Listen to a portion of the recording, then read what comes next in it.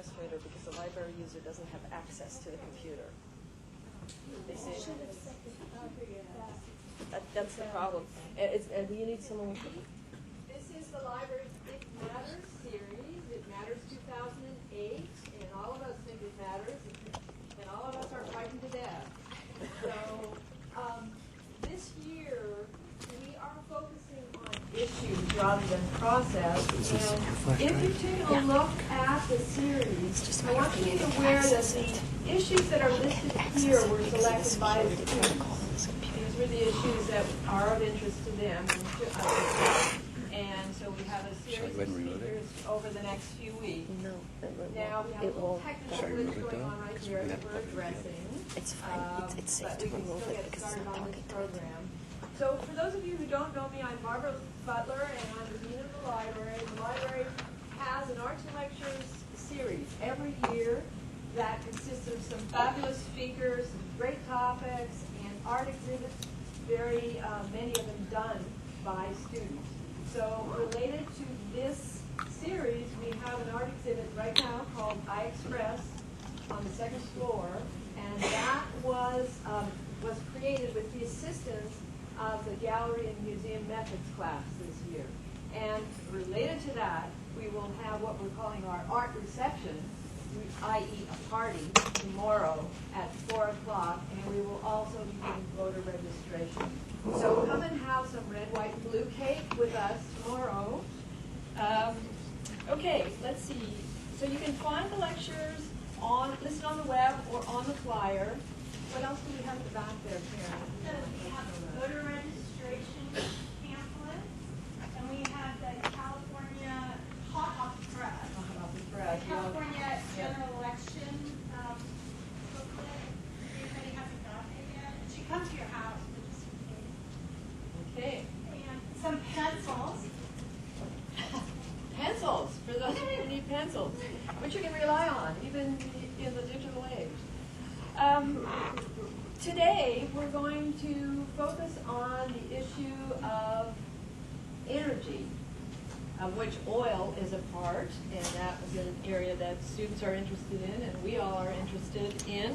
So I want to introduce to you Sascha von Meier from Environmental Studies, and Jeff Baldwin from Geography Yes. Department. And they're going to trade off on this topic, and I guess I'll ask you to start, Sascha. Thank you, Barbara. Thank you. I need to wear my mic, right? Do I need to wear my mic? Yes. Oh, I forgot all about that. Well, ma'am, is it on? Can you hear me now? Yeah? Well, do they need it for the taping now? No. Oh, cool. Much rather do it without. Thank you. Off. Okay.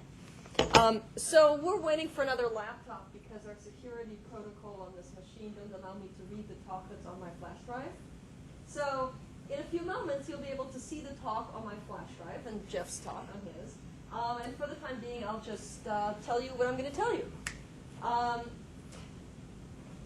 It's tempting with the topic oil and energy to do a comparison and contrast of the two presidential candidates and what they have to say about oil and energy. I'm not going to do that. I think there are significant differences between the candidates. And you can, in fact, read this for yourself. If you go to the McCain and Obama websites, respectively, you can look at the policy points that each campaign has set out, the way that oil and energy are or are not connected to environmental impacts. So these are things that really are out there. They're accessible, and hopefully in the presidential debates, we're going to hear the candidates address these topics more specifically. What I would like to talk about is why neither of the candidates is in fact saying what I think really is an issue with oil and energy. And they're not saying it because I think it would be politically suicidal of them to say it. And so I want to make the case to you that what really we ought to be talking about, but what political candidates can't afford to talk about, are some much more serious and profound changes in our approach to the way we think about energy than what is currently on the table. And I want to explore with you, and Jeff will speak to this as well, why we think it is that the general public discourse isn't really quite making sense about energy. And I have 5 points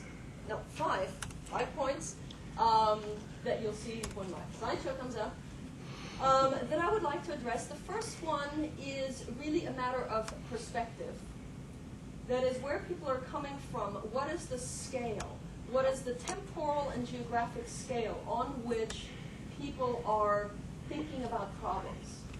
And I have a little graphic that shows where you might be placed in terms of your temporal scale, that is being concerned about tomorrow, next week, next year, your lifetime, your children's lifetime, or many future generations.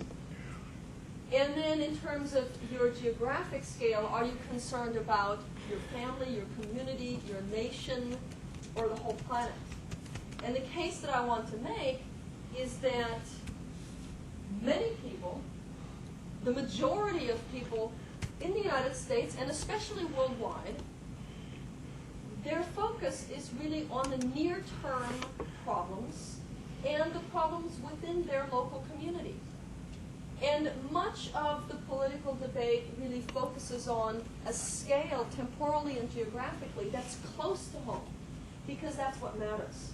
In fact, as conditions get harder, as people are struggling to make a living, as people feel that there's a crisis, the tendency is for the scale to shrink and for us to be more concerned about what's happening tomorrow as opposed to what's happening 50 years from now. The problem is that, in my view, to make sensible energy policy, you have to have both a geographic and a time scale that's very broad. We have to make very long-run decisions. That is, we are now at a point in human history where the decision we make will affect many future generations, and that's primarily because of the climate impacts of the fossil fuels that we use. And also, energy is a global problem. We can think about our national interest, our economic interest, but in fact we can't understand what happens economically without understanding the global markets of energy and the causes and effects of different actions of different energy policies. So really we need a global long-term perspective to talk sensibly about energy. And in the political context, typically the type of focus that you see is within an electoral constituency for the next 4 years or so. That focus is too small and it's too short. So there's one problem. The next two problems, or psychological barriers, I want to address are issues that have to do with really a scientific understanding of energy. So in that sense, they are subject to being informed by education. And that's what we do here, is to try and really inform our scientific thinking about energy problems. The last two issues that I will mention are different. They're psychological issues that have to do with our beliefs and attitudes, and they are not necessarily subject to being corrected by education, if you want to put it that way. So what are these scientific issues? The first one is thinking about energy in terms of a flow. That is, on the global scale, a flow of energy to the planet and away from the planet. And I have this very nice slide that we might see in a moment about the Earth. So in space, and it's receiving sunshine, and it's radiating infrared thermal radiation. And on the planet's surface, we have an economy, which is really the sum total of all our activities and, the goods we produce and all our life on the planet's surface. And we have resources that are being used to support all this economy. And then there's a waste stream that comes out of all these activities. This is your basic thermodynamic reality, right? In any energy moving process, there is energy that comes in and energy that goes out, or material resources that come in, and a waste stream, a physical waste stream of matter that comes out. our focus, and it's been a luxury in human culture for generations, is that we have focused really on resources and not so much on waste streams, because we've had the luxury of having so much space available in the air, in the water, the oceans, the rivers, that we haven't really thought very much about our human activities as being limited by there being enough room for our waste. Right? We've thought really about resources being the limiting factor, being the key constraint to what we can do or what we can afford to do. It's psychologically more appealing to talk about resources than to talk about waste. You know, who likes to deal with waste? Now, we found in different areas of public policy that it's in fact necessary to talk about sanitation, to talk about waste management, and yet those are kind of isolated sectors of industry and specialization. It's not so much part of mainstream discussion. We don't think that running out of room to put our waste is a key, issue for an election. And yet, I would argue that energy needs to be looked at precisely in that way. In the 1970s, with the oil crises, we started to think of energy resources as being limited, as being constrained. And that informed our thinking, really changed our thinking, because before the 1970s, energy was like this infinitely available, cheap resource, and it was wonderful, and there would always be more. Sascha. Yes? Select, it'll come out. Oh, I have a talk. Let's go to talks then. Come here. You don't want to see climbing pictures, do you? Not now, dear. Okay. Come on. It says oil September 24th. Oh, it's installing now. Very good. Do you want a microphone? No, No. that's okay. So just hit play show when we get there, when it's installed. Or was I? We were talking, okay, so before the 70s, energy was abundant. Then we started to think of there being a shortage, a limitation of supply. Then we kind of forgot about that, in the 80s, the Reagan administration, there was abundance again. And so we sort of forgot about energy crisis. And now it kind of seems to be back, but still when people think about energy crisis, we think about a constraint of resources. When I would argue the more important constraint is the ability of our atmosphere to absorb the carbon that comes inevitably from burning the fuels that we have. Right? You can look at oil and say, well, yeah, there's going to be some conflict over who gets it while we still have it. But if you then look at coal resources, and it's sensible to think of coal as being to some degree a substitute for oil, well, there is a huge amount of coal underground. And so it's really not meaningful to talk about the energy problem as a restriction of supply of the resource, because if we were to actually mine and bring to the surface and burn up all the coal that we have underground, we're dead. I mean, the atmosphere cannot handle that amount of carbon. It just doesn't work, physically or ecologically. Whoa, fabulous. Okay, now, Jeff, can I wink at you and Yes, click? Okay. yes. So that was, see? So we're here, and a lot of people are here. Next. Aha. And this is not a red-blue kind of thing. It just happens to be. Here's where the political process is dealing. Here's where it needs to be. Next. This is what we think of when we think energy crisis, right? High prices. That's, again, an example, an instance of that close-to-home concern. But next. Here's the larger global perspective, but still focused on supply. This is the famous Hubbard curve, and this is what you see when you hear talk about peak oil, right? Are we at that peak of production, historically speaking? The area under this curve represents the total amount of the resource that's down in the ground. And so we might say, geez, as we see this declining rate of usage, that means higher prices, that means a whole lot of constraints and inconveniences as we scramble to find substitute resources. The case I'm making is we have no business burning up all this oil to begin with. Next. Because, so here's my picture of the planet, greatly simplified. It's, you know, it's nice to have a reference frame. Some waste can be recycled, okay? That's a good thing. However, there is not infinite recycling of waste. Second law of thermodynamics, right? Whenever we're putting stuff through the economy, there's some degradation of the quality of the energy and resources. And in the end, a lot of this ends up as infrared heat radiation out into space. So we're constrained by our ecosystem's ability to handle this waste. And here's really where we see the implications. This is from Jim Hansen, one of the world's leading climate scientists from NASA. And this graph might be a little confusing because it shows different aspects of greenhouse gases. But the bottom line is all greenhouse gases, their concentration in the atmosphere is increasing, the temperature is increasing, this is undeniable. And ecologically, this is not about warming, this is about disruption of all the processes that we need to sustain our economies and our life on the planet.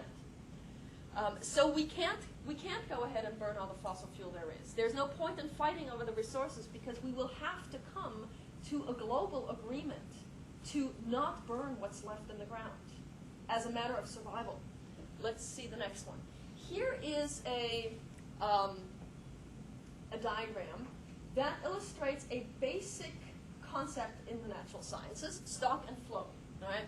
You have water flowing into the tub, water flowing out of the tub, and those are flows, and inside there's an amount of water stored. That's the stock of water. And as every reasonable human can see, this water level is going to depend on the relative magnitude of inflow and outflow, right? Simple bathtub model. A problem that we have in talking about climate change and understanding the urgency of climate change is that most people don't apply this model to their concept of the Earth's atmosphere. If we go back one slide, you see here, this is the atmospheric concentration of greenhouse gases. Here's a representation of the ill effects of that.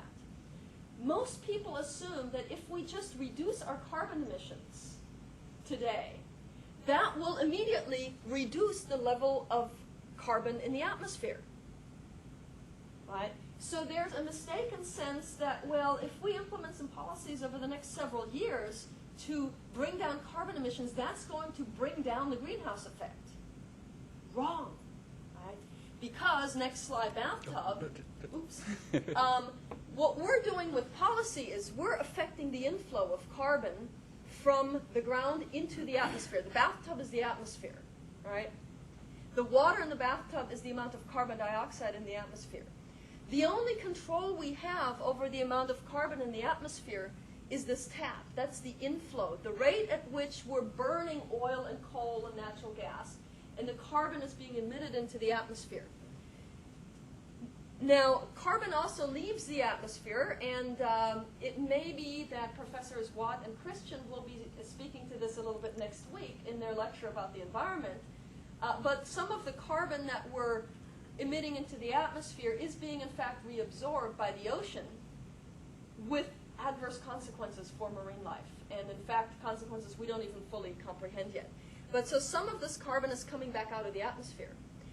Now, the problem we have is the water level in the tub is too high because the water flowing in is more than the water going out. And yet, by turning down the tap, that's going in the correct direction. We're reducing the inflow. That's not going to reduce the water level. In fact, the water level is going to keep rising until the inflow is equal to or less than the rate at which carbon is removed from the atmosphere. So in the very long run, our carbon emissions will have to be zero. No presidential candidate is saying that, right?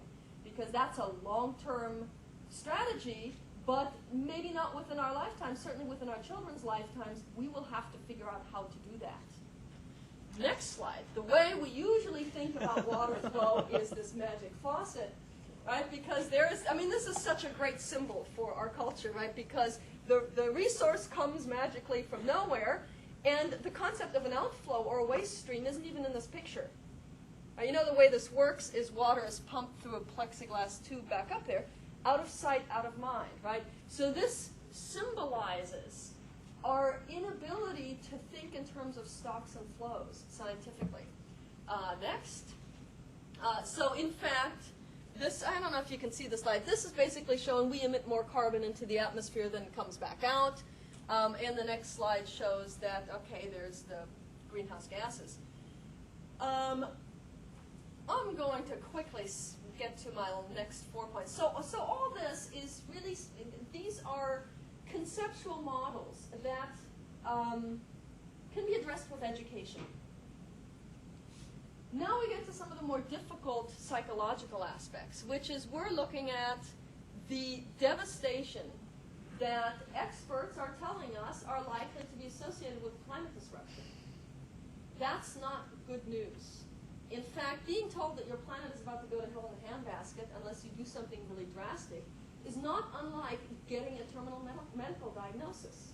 Right? And from the professional field of counseling, we understand that it's difficult for humans to absorb that kind of shocking information. So we expect it would not be unexpected for someone who's just being told some really catastrophic news about their prospects for life or their children's prospects to experience one or more of these psychological reactions: denial, anger, bargaining, depression, or ultimately acceptance of the situation. And I think it's interesting to apply this model to the political discourse or public discourse about energy and climate change and see that, in fact, many public publications, writings, and talk on this matter can be associated with one of those categories loosely. Right? There's certainly been denial of the problem. There's anger about it. That is blaming the people who are at fault, the evil oil companies, for instance. Bargaining, I think is best reflected in this emissions trading scenarios, which are not a bad thing. In fact, I would support, personally, I would support cap and trade regulation, except that psychologically speaking, it's really a way of not fully owning up to the magnitude of the problem. Right? It's a way of saying, well, if we negotiate a little, we can mitigate it and sort of make it better. There's depression and just utter apathy. And then finally, there's acceptance that this is really big and we have to do something very profound. And then finally, this is sort of a provocative image. What do these things have in common? The notion of being addicted to oil is one that we've seen in public discourse quite a bit. Tom Friedman has been writing this for years. Even President Bush has said those words a couple years ago. What we don't see is a really analytical take on, well, what is it that we know about addiction as a disease that would inform the way we think about our addiction to oil? If we in fact agree that we're addicted to oil, then let's talk to some professionals in this field who can tell us a little bit about what addicts go through, or how they behave, how they think. So here's just can you see the font from back there? Kind of. Here's characteristic behaviors and attitudes in the situation of chemical dependency. You don't know when to say when. Whenever there's stress, you reflexively say, oh, I got to have a drink, or I got to get whatever the substance is. Right? We have a crisis, oh, we got to drill for oil. There's a choice of the people with whom we choose to associate, people with whom we would not otherwise spend time, because they enable us in using the substance. I don't think Saudi Arabia would be our ally necessarily if it weren't for the oil resource. There's a fear that, without my caffeine, I really can't do my job. I cannot function and have a meaningful, productive life without the substance. That's true. Our economy without oil is just completely hopeless, right? So there's really this sense that the substance gives meaning and purpose and capacity to our daily life. There's also then the fear that, well, what if I can't have the substance? Right? So preoccupation with the stuff is going to run out. You know, peak oil, we're going to run out. Or we have to have a strategic reserve so that we can protect our substance. And I personally always make sure that I have some of the good chocolate in my drawer on the desk, because if I ever ran out of, I mean, this is sort of a facetious comparison, but I think it's psychologically valid, because it's the same psychological dynamic that we're talking about. We're willing to stand in the rain to smoke a cigarette, right? When it's really cold out. We're willing to sit in traffic in what really is absurd conditions. Essentially enduring things that start to seem natural to us because we're so habituated to this drive in procuring the substance. When we have side effects, we just deny them because we're so focused on getting the stuff. And so eventually we become willing to trade in all other things that matter to us. And that is not a loss of ethics or a loss of morality. It's a symptom of a disease. It's treatable. It's difficult to treat, but it is treatable. And, of course, the first step is recognizing that one has this disease. And that's the part that neither of the candidates are really coming out and saying. Because, it's difficult to vote for a political candidate who says, you really have a problem. But I'm going to stop here and turn it over to Jeff, and then we'll have some Q&A time. I'll tell you what, if there's a question or a comment, I'll get my presentation set up in just a minute. And Okay, or do you want me to set up your presentation? yeah, sure, go ahead. Okay. Well, no, because you will have to navigate to it. Okay, so do you want, tell me the lights back, and there's a question right there. You were talking about in the 70s, we're all hysterical about oil, and then we forgot about it. Would you like to use a lapel mic? They said it wasn't really necessary for the video, but I can. Yeah, just so everybody can hear you. The second part you said was I'll ask and see if they population. need it. Okay. I As speak in pretty world loud. population. Yes. Okay, still have PowerPoint open. It thinks the file is still in use. I'm sorry, what do I have to do? Yeah, Do you want to do it? No. Oh, yeah. Let me just do that for you. Yeah, this has been a real fiasco. Let me go. Oh, I see. I just want to close this, and we'll leave it. You have a PowerPoint yourself, right? Yeah. Okay.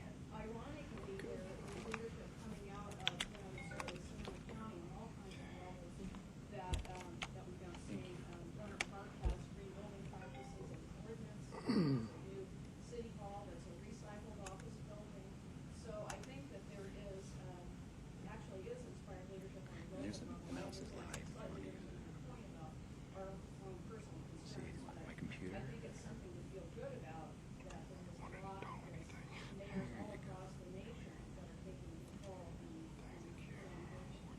Those are two really good points. And in fact, the population issue, as you said, is another radioactive issue that it's almost impossible for politicians to talk about, and yet it's at the heart of our global ecological problems, really.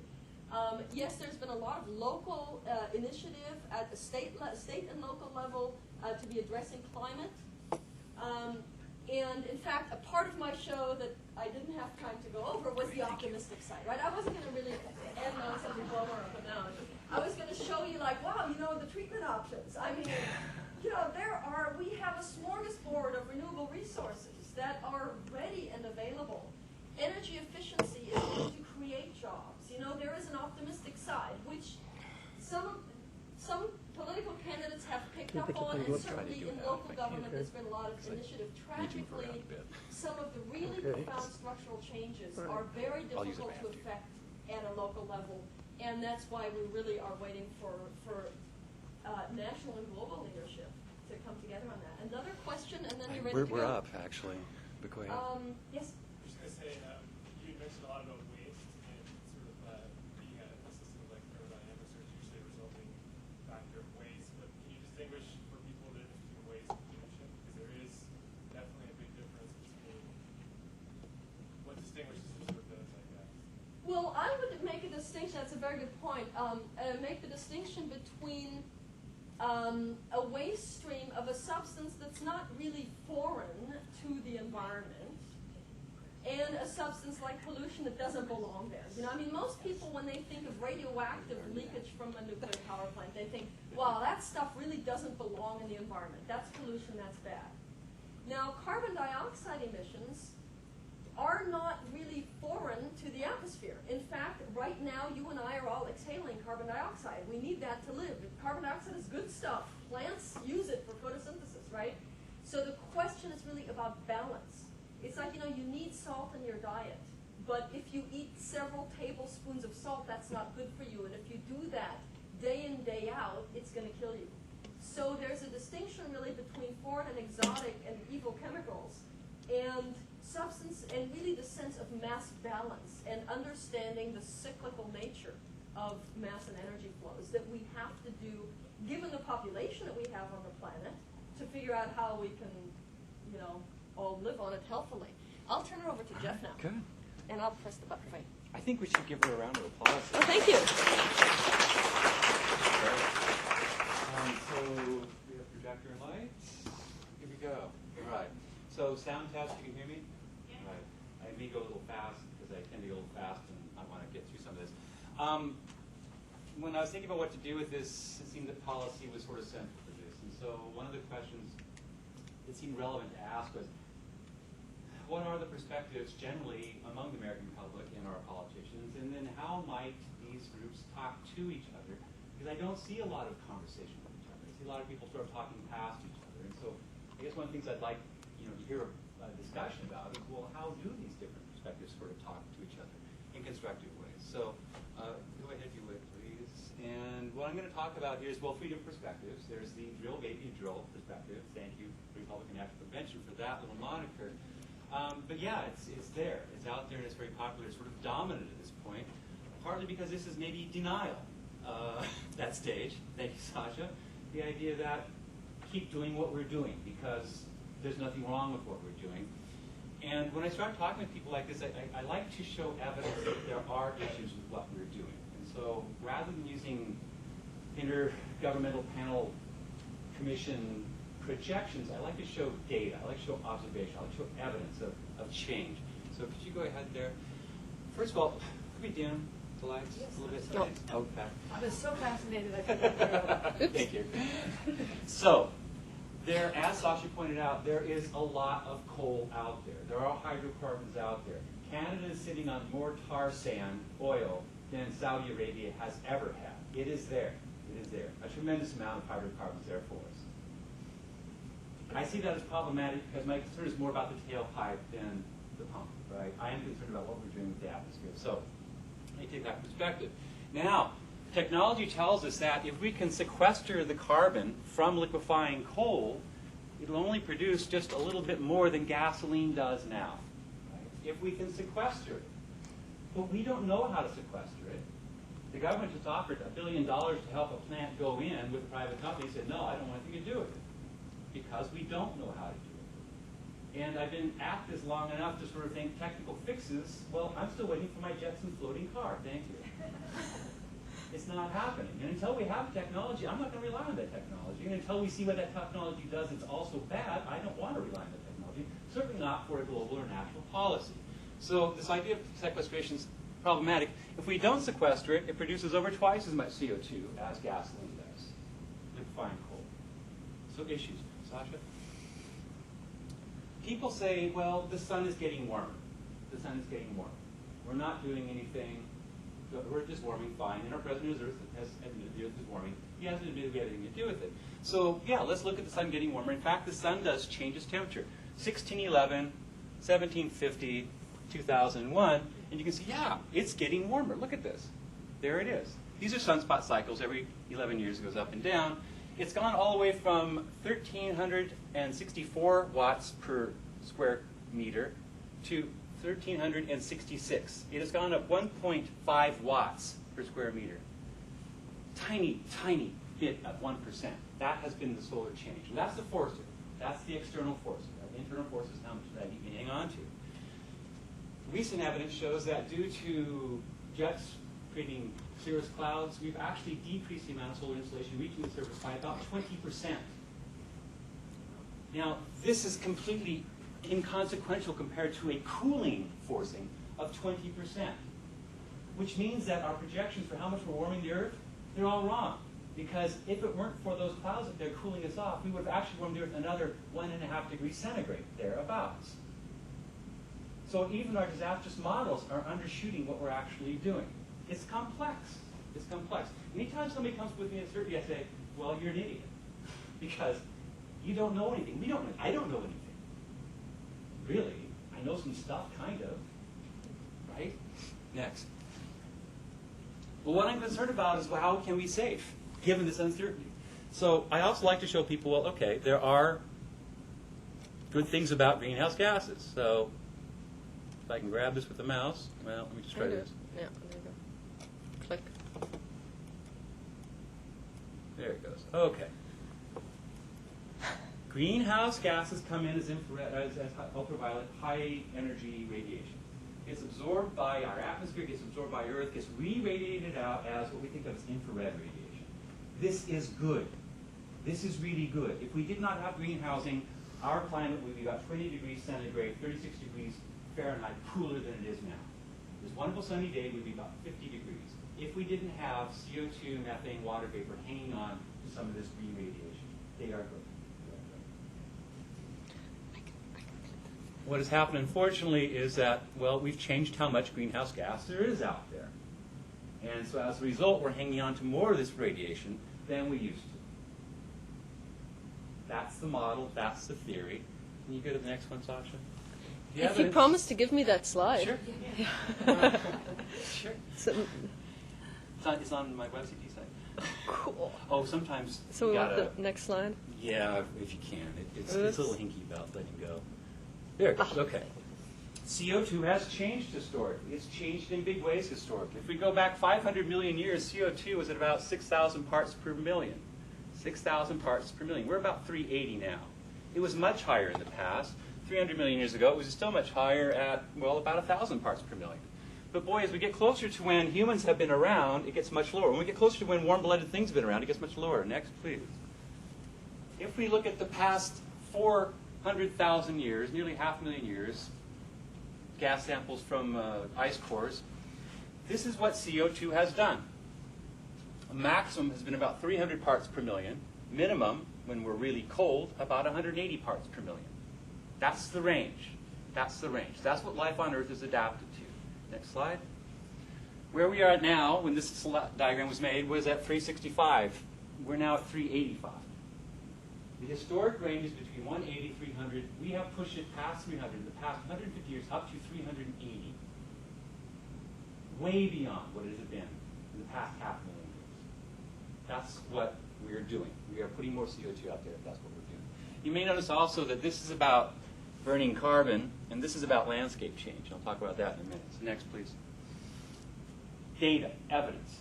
Changes in temperature globally, precipitation globally. Green is wetter, brown is drier. Well, okay, we have patterns of more wet, more dry.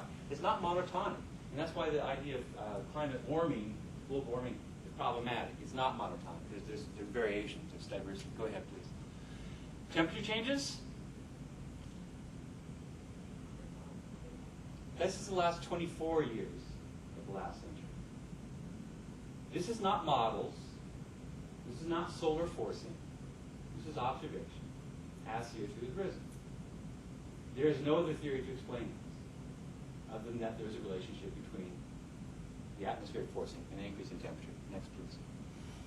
Where this is really happening mostly is in the northern polar areas, the Arctic. So this is Alaska up here. You can see the little elephant tusk here, Norway down here. This is 4 degrees warmer centigrade, which is 7 degrees Fahrenheit warmer in the past 50 years. Not models, data. Right? It's warming very, very rapidly. A lot of this area is underlined by peat soil, which is essentially a huge sink for carbon. And when you warm it up, thaw it out, expose it to air, you will outgas that carbon on the order of as much as 400 gigatons of carbon. Go ahead. A lot. A lot. Okay. So when people say drill, baby, drill, that's kind of my response. there are issues with doing what we've been doing. How about if we keep driving, and I'm looking at transportation energy more specifically, what if we keep driving but we use alternative fuels? Sasha, what's wrong with hydrogen fuels, just really quickly? Well, there's no resource of hydrogen anywhere. We have to make the hydrogen from something that has energy in it. I hadn't thought about that. Okay. How about ethanol? Could you have next slide, please? Ethanol. We'll make fuel from living things, right? So living things, carbon, turn it into carbon that we can use to actually increase the amount of carbon out there. How much would it take? Well, we use about 7.2 billion barrels of oil for transportation in the United States per year. Next slide, please. We produce, this would require 6.4 billion tons of corn. Now, the United States makes far more corn than any other nation in the world. We produce 260 million tons of corn per year. The U.S. does. We export about half of that. So if we turned all of that corn into ethanol, we could provide 4% of United States demand. That's just U.S. demand. And we would decimate the food supply of the entire world. How about biofuels? How about biodiesel? Let's have the next slide. Oh, I'm sorry, one more. Quickly, because I'm an environmentalist. No, forward. Yes, because I'm an environmentalist. What people are doing is they're plowing under the fallow lands. We did this in 1931, and then we got the Dust Bowl. We did this in 1954, and then we got another Dust Bowl. And we did it in 1974, and the Russians collapsed in their economy and their agriculture, and we got another Dust Bowl. We're doing it again. Okay? We'll see what happens. I wonder what will happen. Next, please. Biodiesel. Go ahead, next. Soybeans are okay, sesame's all right, but look what palm oil does. Per acre, per hectare, per area of land, palm oil, that's the bomb, right? You want to make biodiesel. Palm oil. Where do you get palm oil from? It's from palm trees. Oh, they're fun, they're in the sun, they're tropical, nice. They're in another place, far away. And as Sasha pointed out, if it's far away, it's out of sight, out of mind. Another place, another time, right? Separate distance. Next, please. Well, what's going on with the production of this is that most of this is now happening in Indonesia. So, for example, if we go to this portion of Sumatra, we're looking at Riau here, and in Riau there are lots of peat soils, which are big sinks of carbon.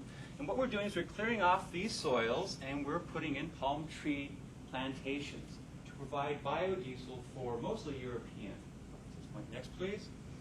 What happens when you take off the forest from peat soil is the peat oxidizes and gives off its CO2. Next, please.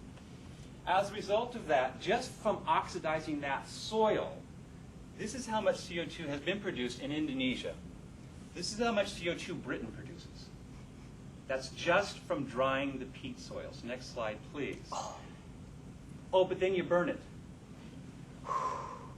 This is how much CO2 has been produced in Southeast Asia since 1997, when we started doing large-scale palm oil plantations. Seem like a solution? Not if you think about it very much. Next, please. Global total, 6.5% from Southeast Asia peat soils going to biodiesel. You can feel good. Your car smells like French fries. Next, please. Fundamental change of use. Another policy position, right? So policy position. Business as usual. Let's change what fuel we're burning. Well, let's change what we do sort of in big ways. Now, Sasha points out this is not a 2-year program. This is a many-year program. This is a decadal program. But things we might do, well, we could use non-greenhouse gas producing fuels such as solar, wind, nuclear. And we are switching to that. We're switching to that. But it's going slowly. Thanks to Warren Buffett, we're going to have a $5 billion wind farm in Texas. We'll see how it goes. Next, please. We could change our urban form in our connectivity. And there's been a lot of discussion in urban planning over the past year as prices have gone up and people are leaving the suburbs to go back to the cities about the suburbs becoming the new ghettos. All those foreclosed houses, they're not selling very well. Why not turn them into 4 apartments and rent them to somebody who can't afford anything else? We may, with higher gas prices, be looking at an inversion of white flight out of our urban centers to sort of a regentrification on a very large scale of our urban centers. That would be good, but not if gas prices drop again. Because that's the motivation. It's high gas prices. They drop again, or if perception drops. Oh, it's not so much. We habituate to it. So motivation, higher fuel prices. Can you imagine telling somebody we should have a gas tax that keeps the cost of fuel at $4.25 a year this year and then bumps it up another 10 cents every year after that? How would you sell that? How would you sell that? Does that seem like it might be a good idea? How would you sell it? So maybe we'll have time to discuss that. Something to think about. I don't know how to sell it. I have some ideas, but I suspect there's a lot of really bright people. You may have much better ideas than I do. Next, please. Are gas prices higher? Well, let's take a look at gas prices in the blue. Yeah, gee, if we look at the cost per barrel, it's gone way up here. Nominal dollars, but if we take inflation out of that and look at that red line, well, actually prices were higher in the early 80s per barrel than they are now. Next slide. If we look at gasoline, nominal cost, constant cost, well, again, it's kind of high right now. Actually, this is October 2007, so it's up to here now. It's coming down, though. It's coming down. So we don't have to change. We don't have to change. It's coming down. It doesn't matter. What higher gas prices do at the pump is internalize the idea of what that waste is doing. It makes it very immediate. It brings it to the here and now. It takes it out of there and then. Is it, next slide, please. What has happened in the past when we've actually had policy to change this? 1980, we have a gas crisis. We increase the CAFE standards, the corporate average fuel efficiency standards, to all the way up to here. Automobile manufacturers meet it and beat it. But then they start making light trucks. Next slide. Light trucks. So before the gas crisis in the late 70s, we're making 1.1 million light trucks. Last year of this, 2003, we're making 7.7 million light trucks. Why? Because Americans love light trucks. We demanded SUVs. We'd never seen one before, but you remember this. We all went to our dealer and said, I want an SUV. I want a big, it looks like a giant Nike tennis shoe with wheels. I want one of those. That's what I want. It weighs about 3 tons. I want one of those. No. There are no emission standards. There are very light emission standards on these things. The engineering is much cheaper than the engineering on these. And so this is what GM, Ford, Chrysler told us we wanted. We used to have these things called station wagons. Do you remember some? Yeah. Can you buy a station wagon anymore? Subaru makes one. It's from gas miles, but anyway, yeah, you can't buy them. SUV. I'm skeptical. I don't trust the market to do what's right. I think policy provides an important impetus, an important role in what we're doing with our society. Next, please. Policies like, well, what if we change the actual price of these fuels? Right? So if we have a carbon tax that's at $10 per ton of CO2, well, we can trace kind of how much different things cost. If we put a tax on carbon that raises all the way to 50 gallons or $50 per ton, suddenly coal starts costing more than wind. Pulverized costs more than wind. Natural gas costs just a little bit less than wind. Nuclear is still really cheap. Solar's not on here. Next, please. So, is it political suicide to follow this policy? Can you imagine Senator McCain saying, we're going to have a gas tax, we're going to keep it up there, we're going to keep it at $4.50 this year, we're going to raise it to $4.70 next year. Everybody's going to vote for that, yes? That's what Americans want. We want higher gas taxes. Where would the tax money go to? Where would the tax money go to? It could go to alternative energy. It could go to subsidies for people who can't afford. So the first 50 gallons a month is free? Or not free? $2?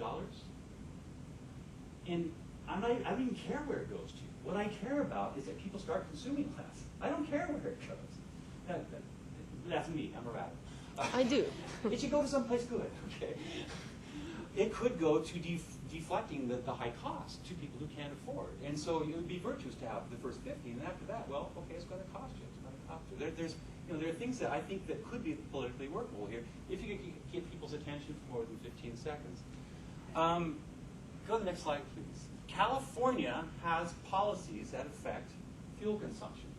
They've had policies for a very long time, and yet California remains the 9th largest economy in the world. California rages until a bunch of people get greedy with subprime loans. We've got black is where our dark color is where we have these policies on emissions goals. We have vehicle emissions goals. We have renewable fuels for vehicles, not California. We have renewable resources for electricity. We have power plant emissions regulations in California also. California's blessed. It started doing clean air legislation before Washington, D.C. did. Therefore, they get to have rules that are more stringent than Washington, D.C. has. Next, please.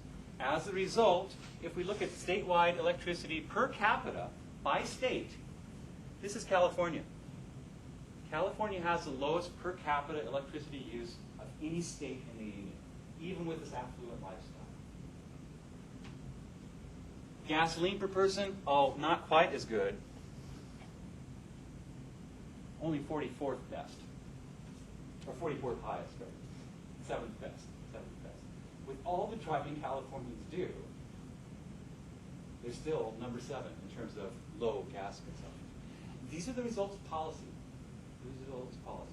Now, there's a bill before the legislature now in California that says we're not going to pay for roads, pay for infrastructure on sprawl.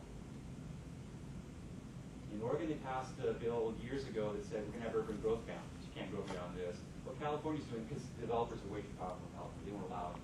What the state legislature is doing here now is, okay, go ahead and sprawl, but you're going to build your own roads, you're going to put in your own water, your own sewer, your own electric.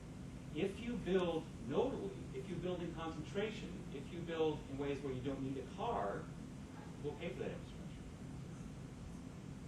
And you can imagine the effect that bill might have on how Californians live. So that they could actually go from being 7th best all the way. Policy is possible. It's possible. It takes political will. And I think it takes an education of the electorate also. It's very important. But it's possible. Next slide, last slide. I think that's it. That's it. Those are the 3 policy positions. That's what I came up with. So, thank you. We have 5 minutes for discussion.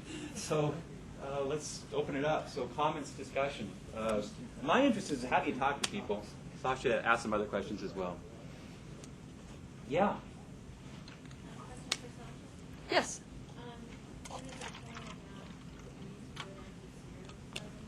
Mm-hmm.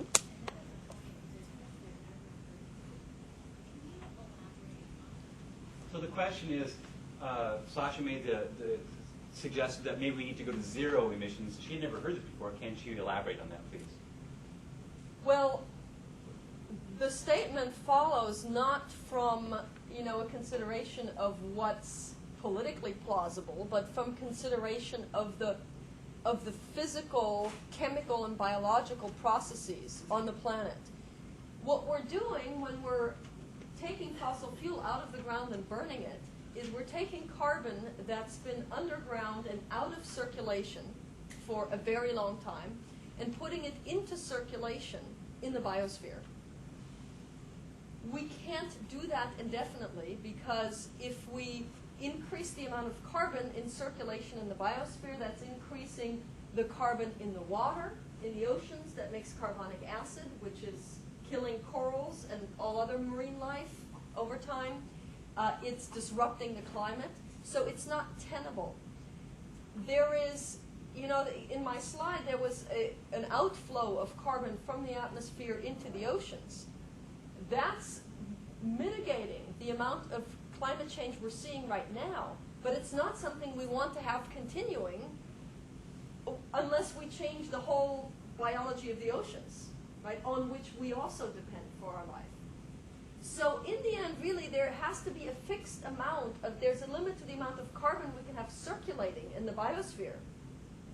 That means no net addition of carbon from sources underground into the atmosphere. It just can't go on. I mean, that's the same thing as saying, essentially, the economy can't keep growing. And this is not something you hear many economists admitting to because we're so accustomed to thinking in terms of growth forever. But we have finally, in this age in human history, come to the point where we're running up against the limitations of the whole planet. And it physically cannot go on. It's not a matter of a political position. And I think one interesting difference between the US and the European political culture is that based on my experience from Germany, environmental concerns, larger environmental concerns, tend to be less politicized and have been so for past decades. There's a sense it doesn't matter if you're a conservative or a liberal or whatever your political persuasion, that these are simple factual realities of the environment that we have to live within. How we get to zero carbon emissions, we can do it voluntarily, or we can be forced by global environmental disaster. And that means not just food shortages and severe climate events. It could mean the spreading of unusual diseases.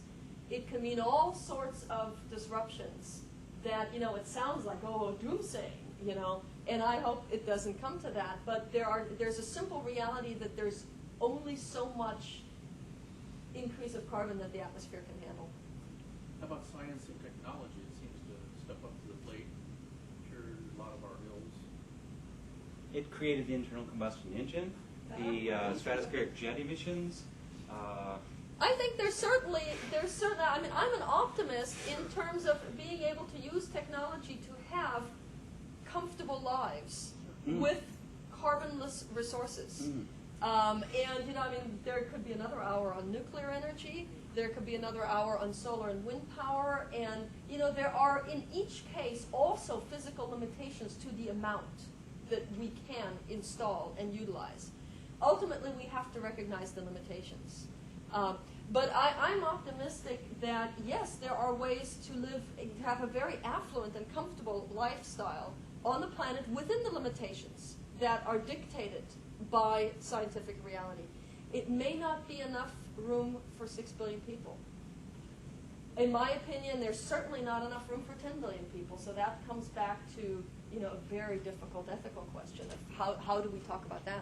The sort of earmark I use for this distinction between what's okay and what's not is if it's a fossil fuel, then that means you're putting CO2 into circulation that wasn't before. And so that's sort of off the table. If it's a fuel that's not a fossil fuel, then if we're recirculating wood, fiber, or whatever, then okay, that's not actually adding anything to the pool. That's fine. That's within limits. And so exactly, that's where, yes, I applaud science and technology for improving wind generation, although we need infrastructure, as Sascha could well tell you, to sort of go along with those improvements, and solar also. So there are places there where science can really be helpful. And even for all of those resources, yet there are limitations on how much acreage we can realistically cover. Yeah. And plantations being the prime example. Yeah. There was another hand, yes. I see nuclear energy popping up in there, and it's all down like that, and pictures of it coming up with goodness. But what do you do with the waste treatment? So the question is, nuclear comes up in this, and that's always sort of been on the bad category. What do you do with the waste? Well, you put the waste in a box, and in a very good box, and put it away. And it's not on my top 10 list of ecological problems I worry about within my son's lifetime. However, it is, I think, an argument can be made that it's fundamentally ethically wrong to be producing radioactive waste, which are going to be there. I think that the waste problem is in fact not the most serious constraint. The issue I have with the slide that you saw that had nuclear energy, if you look carefully, coming in at about 6 to 8 cents a kilowatt hour, I think that's wrong. I think that the whole point of nuclear radioactive waste disposal and even the ethics of nuclear energy or the safety of nuclear energy is a moot point, because I do not believe the cost projections. I believe that nuclear power plants are more expensive to build than solar and wind power plants, and that's because of a systematic error that's happened in the estimation of costs. There's no nuclear program in the world today that's not been heavily subsidized by their respective government. There's no such thing as an independent free market, an independent business running nuclear. And so the costs are dramatically underestimated. And if you do the economics right, it's just not competitive with the renewable resources. It is, and people feel differently about how do you rank dangers that are of a fundamentally different quality. How do you rank the small probability of a catastrophic event against the certainty of an unpleasant event. You know, how do you make that there's not a formula that everyone can agree on for how to make that trade-off? But I simply can point to what I think is a factual observation that all the cost estimates that we've had historically of nuclear energy in this country have been wrong. And I think they're wrong again. So as an investor and as a policymaker, I think it's foolish to commit to that because it's a big commitment. It involves a lot of infrastructure. You can't do it in a half-hearted manner. You either go all in or all out. And I don't think going all in makes economic sense. There are two further costs also, and that's the cost of extracting the ore, which is usually over there and then, someplace far away. But there's also the cost of what are the implications for security. Because Yes. you can have a power plant and you can have a bomb and the cost of it. But wind and solar are limited. You can't store that energy.